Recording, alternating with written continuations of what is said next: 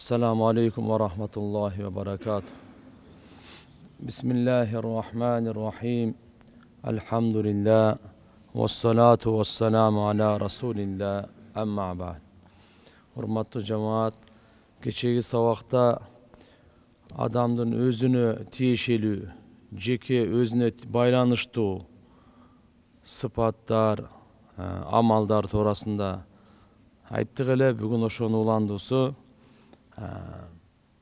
кичпейилдикти тандоо. 24 saat Allah Taala жашоо берип атат. Жөнөкөй кичпейил болуп, текеберленбей жашасын деп. Тамак жегенде, кийингенде, басканда, жүргөндө, бардык кыймыл аракеттерде Allah Taala Пайгамбарыбыз Мухаммад алейхиссаламды үлгү кырып жаратып, кичпейилдикти үйрөткөн. Пайгамбарыбыз мына керсейип тамак жебейт эле, мынандай көкүрөгүн менменсип баспайт эле. Мына пайгамбарыбыз Allah Taala үлгү кылып, "Лакад кана лакум фи расулиллахи усватун хасана", чындыгында силерге Мухаммад алейхиссаламда чырайлы үлгү бар. Силерге өрнөк. Силер жашооңорду түздөйүн десеңер, силер адам болуп жашайын десеңер, мына Мухаммад алейхиссаламды Allah Taala кыямат күнгө чейин келе турган инсандарга үлгү өрнөк кылып, жүрүш турушун бардыгын сактап койгон. Мына ушул жерде пайгамбарыбыз Мухаммад алейхиссаламдын жүрүш кыймыл аракеттеринде кичпейилдик көрүнөт эле. Ар бир нерсесинде кичпейилдик, жумшактык көрүнөт эле. Пайгамбарыбыз өзү айтат: "Ман тавада лилла рафаахуллах". Ким кичпейилдикти тандаса, Allah Taala аны даражасын көтөрөт дейт. Ал эми ким текеберленсе, аны жерге Allah Taala түшүрөт дейт. Аны бас кылат дейт. Андан кийин жумшактык, мулайымдыкты ыктыяр кылуу. Инналлаха рафиқун юхиббул рифқа. Бул дагы жумшактык пайгамбарыбыз Мухаммад алейхиссаламдын өзгөчө сыпаттары. Кур'анда Allah Taala айтат: "Фабима рахматин миналлахи линталахум, лау кунта фаддан галидал калб, лан фадду мин хавлик". Allah'ın mehrimi menen, rahmatı menen sen sahabalarga jumşak boldun deydi. Bu Peygamberimiz Muhammed aleyhisselam jumşak bolusu bu Allah Taala'nın mehrimi iken. Allah Taala'nın mehrimi. Demek jumşaktık Allah'ın mehrimi.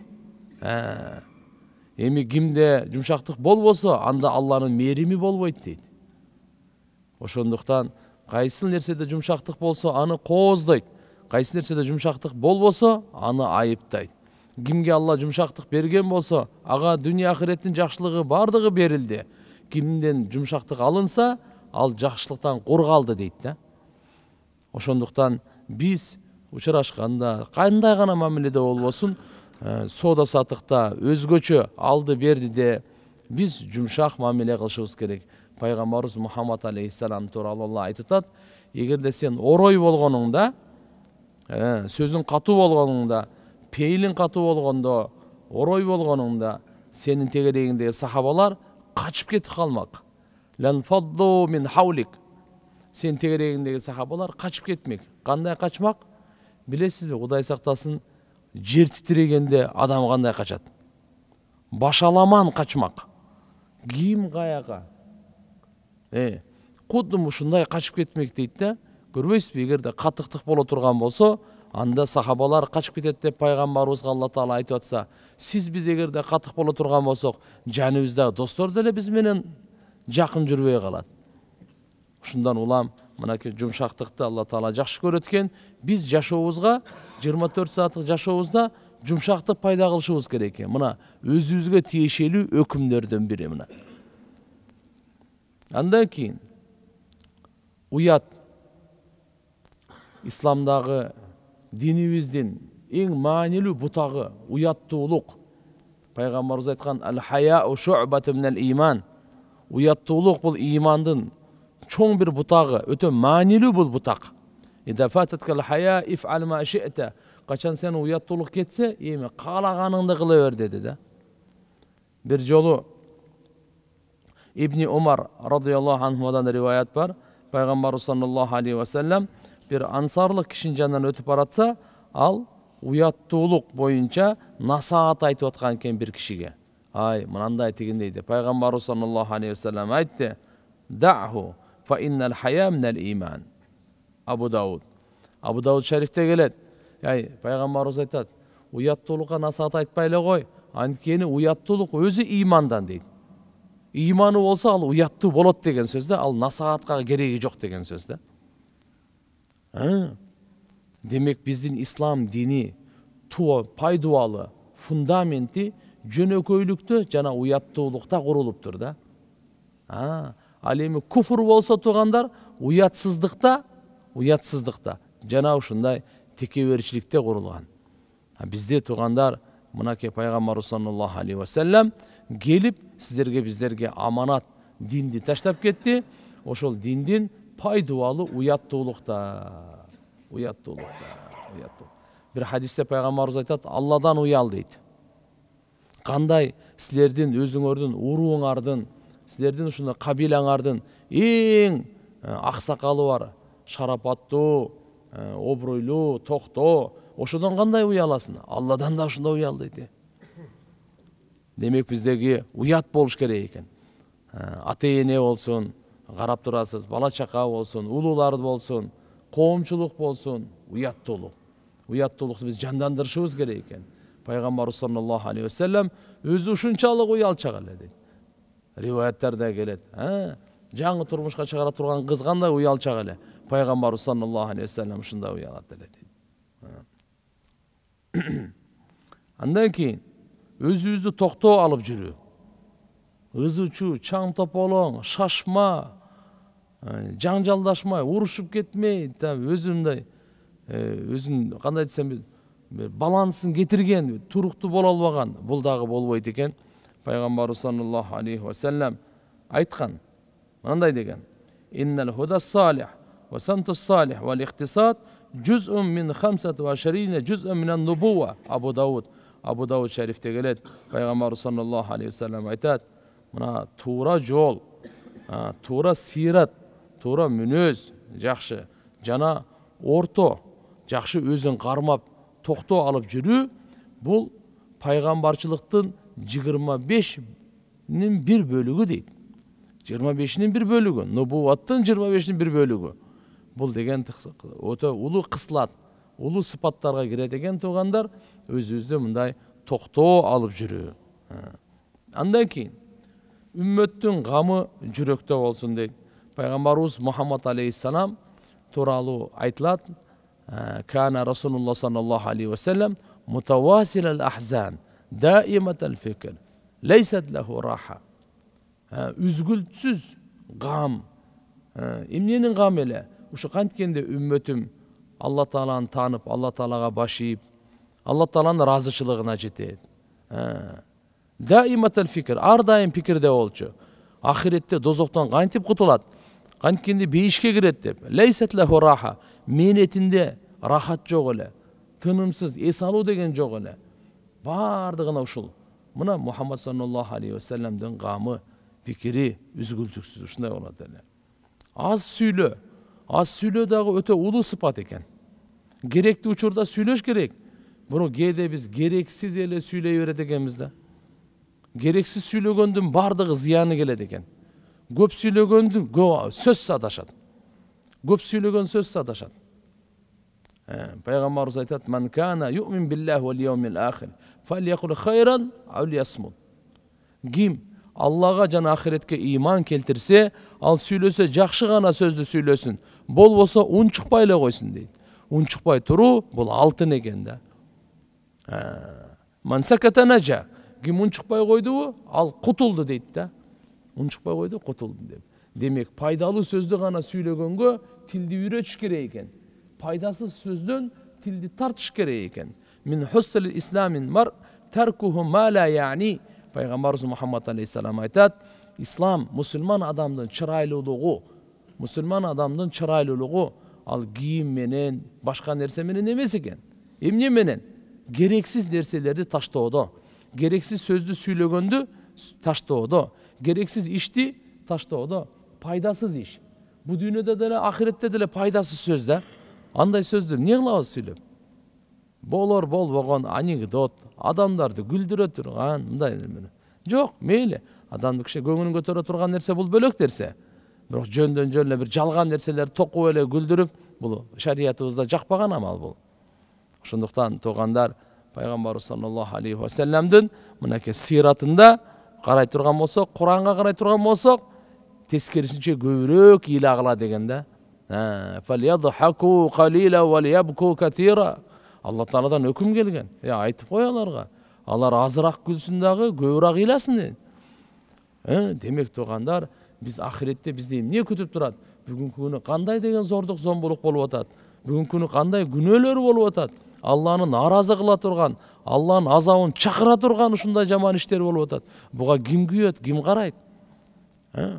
Демек мынакей аз сүйлөөнүн дагы ушундай өзүбүздүн жашообуздагы 24 сааттык жашообуздагы алып келе турган сыпаттардын бири экен да.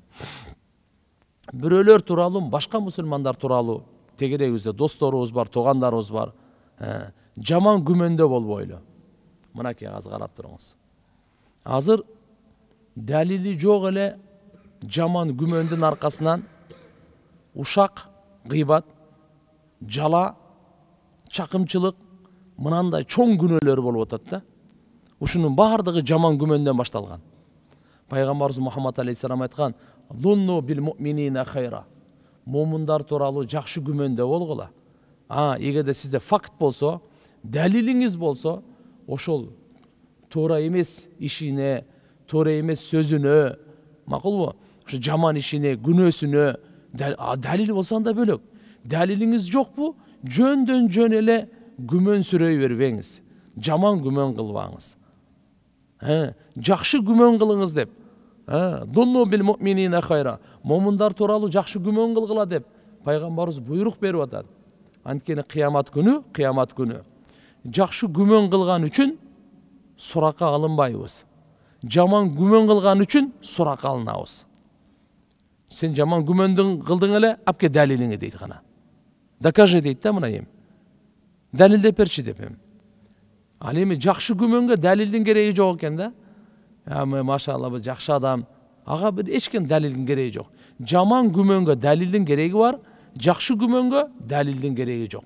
Жаман күмөнгө күнөө жазылат, жакшы күмөнгө сооп жазылат туугандар.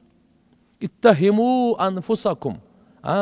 Эгерде бирөөгө жаман күмөн кылат, жаман күмөн тууралуу бир нерсе чечейин десең, анда өзүңдү танда дейт да. Өзүңдү танда. Өзүң тууралуу жаман күмөн кылсаң макул дейт да мынакей. Көрбөйсүзбү? Куранда Алла субханаху ва таала Хужурат сурасында айткан, кээ-бир күнөөлөр күнөө болот. Күнөө болот деген. Андан кийин зикирлерди, вирттерди, дуа бар, зикир бар, Курани Карим бар, саркы кечки кээ-бир вазифалар бар. Ушуларга өзүбүз бекем болуп аткарып жүрөйлү. Аз болсо дагы. Мисалы, Куранды эми баштап атат, күн сайын бир парактан Куран окуп турайлы. Кээ-бир адамдар бир пара, кээ-бир адамдар ла илаха иллаллахны 100 жолу айтат, ошону таштабайлы. Астагфируллахны 100 жолу айтат, көңүл буруп, кыбланы карап, буну таштабайлы. Кээ-бирлер машалла 10 мүнөт дуа кылат, тахажжуд окуйт. Кандай гана биздин жакшы бир вирттерибиз, амалдарыбыз, вазифаларыбыз, Куран окуу, дуа кылуу, зикир кылуу, аларды таштабайлы. Пайгамбар саллаллаху алейхи ва саллам айткан: "Ахаббул а'мал иналлах адвамуха ва ин қалла." Алла Таалага эң сүйкүмдүү амал, дайым болуп турган амал. Аз болсо дагы дайым болуп турган амал бул Аллага сүйкүмдүү экен да. Ар бир акылуу кишинин акысын берүү. Ар бир. Салман Фариси радıyallahu anhu, Абу Дарда радıyallahu anhu айткан сөзү бар. Фаати куллади хаққин хаққаху. Бухари шарифте келет. Салман Фариси айтып атат Абу Дардага: Абу Дарда, ар бир акысы бар адамдын акысын бергин. Бул аялы боюнча Умму Дарда бул арызданып келип калды. Мына Абу Дарда күндүзү орозо тутат, түнү бою намаз окуйт, бизге деле көңүл бурбайт деп мындай кылып арызданып калганда, ошондо айткан эле: андай кылба, көзүңдүн дагы акысы бар, аялыңдын дагы акысы бар, нафсиңдин дагы акысы бар. ар бир акылынын акысын бергин. Мына ушул ислам, мына ушу биздин динибиз ушу экен да. Демек туугандар, бизде кимде ким Алланын акысын берсе, бенделердин акысын берсе, өзүнүн акысын дагы берсе, анын исламы толук. Ал толук мусулман деп биз ошону айтабыз. Алланын укуктарын аткарган, бенделердин укуктарын аткарган, ата эне бар, аял бар, бала чака бар, бир туугандар бар, достору бар, бенделердин укугун аткарган. Эми өзүнүн укугу дагы, өзүнүн укугу. Мейли ал жууну болсун, эс алуу болсун, тамактануу болсун, өзүн дагы карап жүргөн да. Өзүн дагы карап жүргөн. Мынакей, өзүнүн да укуктары бар, өзүнүн нафсин дагы. Ошон үчүн пайгамбар саллаллаху алейхи ва саллям хадисте да келет. Бул бир өлүмдү эстеп туруу жана ага даярдык көрүү менен алек болуу. Ал-каййису ман дана нафсаху ва амила лима ба'дал маут. Ал-ажизу ал-ажизу ман атба'a нафсаху хаваха ва таманна аналлах дейт Тирмизи шарифте келет. Пайгамбарыбыз Мухаммад саллаллаху алейхи ва саллям айткан, акылдуу инсан ал ким? Ал-каййис ман дана нафсаху. Деп тур мына дайыма өзүнүн нафсисин кармап жүргөн, өз нафсине эргешпей, өз нафсисин тартып жүргөн, жана өлгөндөн кийинкиге амал кылган. Ал эми акылсыз, ажиз адам болсо кандай? Ал өзү нафсисин ээрчип, Алладан үмүт кылган дейт. Мынакей, себеп дегенде нафс, инна нафса ла'маратун бис-су, адам баласын жамандыкка чакырып турат экен да. Ошон үчүн нафсинин кармаган бейишке кирет деген сөз бекер айтылган эмес. Ва амма ман хафа мақама раббихи ва наха нафса анил хава фа иннал джанната хиял маъва. Кур'анда Алла Таала айтат, кимде ким жараткан Алланын алдында турган, учур ошол эстеп туруп корксо, нафсисин кармаса, анын бара турган жайы бейиш. Анын бара турган жайы бейиш. Демек Алладан коркуп нафсин кармай турган болсо, андан кийинки эле кадам бейиш дейт. Демек туугандар, биз мынакей өлүмдү эстеп турайлы.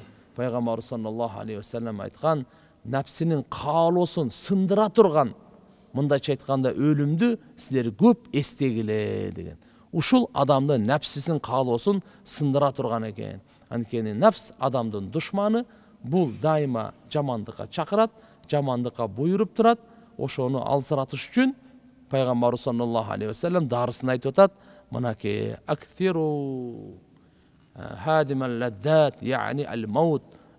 Мынал жерде адамдын нафсинин каалоосун сындыра турган нерсени көп эстегиле, мындайча айтканда өлүмдү дейт. Биз даярдык көрүп жүрүшүбүз керек. Анткени бул айтып келбейт, аркабыздан кууп келбейт, алдыбыздан чыга кала турган эле нерсе. Биз качан келишин белгисиз болгондон кийин насаат кылганга өлүмдөн өткөн насаат кылуучу өзү жок. Ошондуктан жараткан Алла субханаху ва таала баарыбызга туугандар амал кылганга жана ушундай шүгүр кылып, мына бүгүнкү күн Алла Таалам берди, эми эртеңки күн бизге белгисиз. Мына ушу күндү кооздоп, ушу күндү шүгүр менен, ушу күндү амалдардын нуру менен, Алла Таалага ыраазычылык менен, жакшы үмүт кылып, жакшыга жооруп, жакшы күндү кылып, кечеги күндүн гамы менен, кечеги күндүн проблемасы менен бүгүнкү күндү бузбагыла деген да. Кечеги күн өттү кетти, ал болду. Бүгүнкү жаңы күн чыгат бүгүн. Мынакей бүгүн алхамдулилля башка күн туугандар, башка сааттар. Ошондуктан иншалла Алла Таалага мынакей шүгүр кылып, ушу күндү азыркындай бир күнөөдөн сактанып, таат ибадаттарды кылып жакшы өткөргөнгө Аллахым баарыбызга жардам берсин. Субхана раббика rabbil hamma yasifun wa salamun alal mursalin walhamdulillahi rabbil alamin.